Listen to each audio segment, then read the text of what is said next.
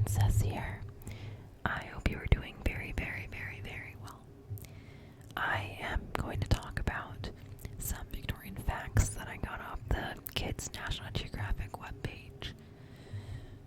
I love Victorian everything, so yeah, I apologize for the background noise. My basement just makes a lot of noise and I have no control over it. And the rest of my house ends up being super noisy, so I'm like between a rock and a hard place when it comes to recording. But I do my best, okay? Okay, so the Victorians were the people who lived during the reign of Queen Victoria from June 20th, 1837 until the date of her death on January 22nd, 1901. It was an era of exciting discoveries, inventions, and exploration following the Industrial Revolution.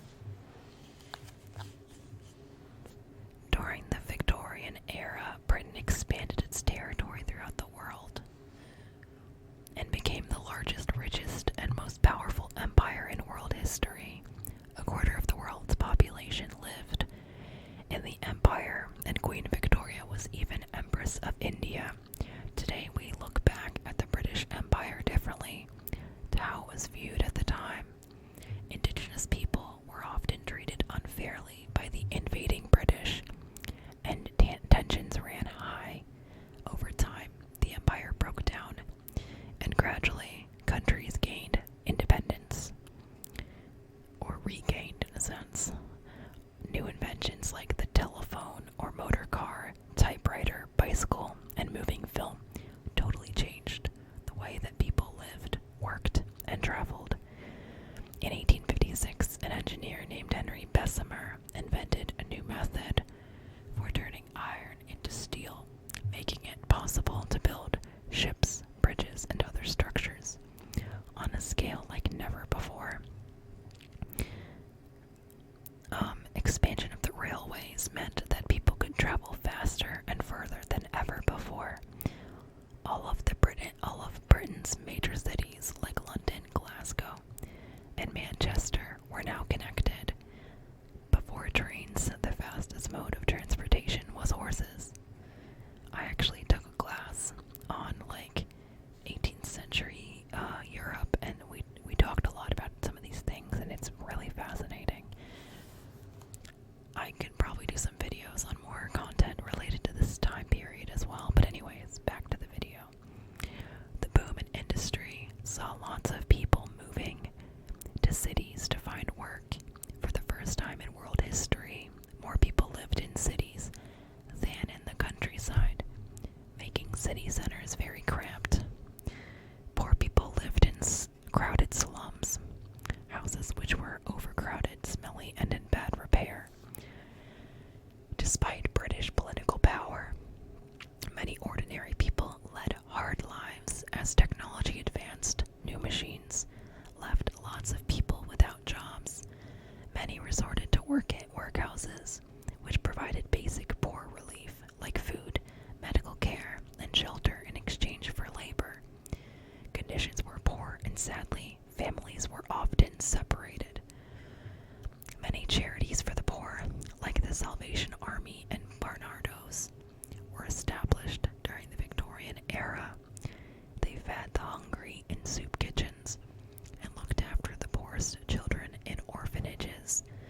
Victorian children were expected to work long hours and for less money than adults.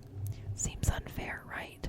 To make matters worse, the jobs were often dangerous and conditions were very hard.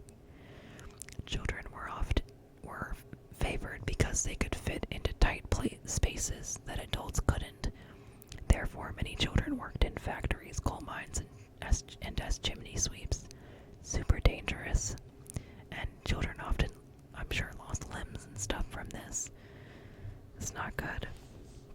Before the Victorian era, most of Britain's population couldn't read or write and had limited access to education. Queen Victoria believed that education should be for all, and by the end of her reign, going to school became compulsory for all children, rich or poor. Improvements in education meant that more people could enjoy reading. Children's books were no longer just for learning. They were fun. New titles, such as Alice's Adventures in Wonderland, Treasure Island, and The Jungle Book, became hugely popular. Victorian children loved an adventure story. This period was a great time for the arts, too. Some of Britain's best-known poets, thinkers, and authors flourished in the Victorian era, like poet Elizabeth Browning, playwright Oscar Wilde, and authors Emily Bronte and Charles Dickens. Dickens' novels, such as Oliver Twist, often focused on poor people, and his stories helped to highlight their plight. The Bank Holidays Act of 1871 introduced extra days off throughout the year. Banks and offices would close and people could take time off work. The first travel agent, a businessman named Thomas Cook, ran trips to the seaside, which were very popular amongst Victorian families, those who could afford it, that is. Organized sports became popular in the Victorian era in 1871. The first rugby football union was set up. It is believed that the sport was invented when William Webb Ellis, a pupil at rugby school in England, picked up the ball during a game of football and ran with it. Believe it or not, television didn't exist in Victorian times. Therefore, Victorians entertained themselves by going to the theater or watching live music. Visiting the music hall was a popular British pastime for poorer people. For a penny, customers were treated to a variety show showcasing musicians and comedians and plays. Healthcare saw huge improvements under the Victorians. Medical pioneers like Florence Nightingale worked with the government to improve hospital cleanliness, which hadn't been considered as important before. So I know that's a little bit short, but I hope you enjoyed it, and I will try to make more videos soon.